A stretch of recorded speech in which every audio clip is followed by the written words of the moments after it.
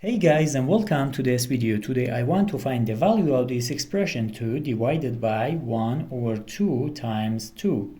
According to the rules of mathematics PEMDAS, multiplication and division are equally important, and we have to solve this math expression from left to right.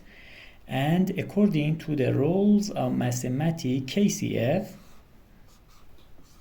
that is, keep first fraction, change division to multiplication, and flip the next fraction. So, keep first fraction 2 over 1, change division to multiplication, and flip the next fraction 1 over 2, 2 over 1. And we have times 2. And now, the answer is 2 times 2 times 2, that is equals to 8. The final answer is 8. Thank you for watching. Please subscribe and like if you like this video.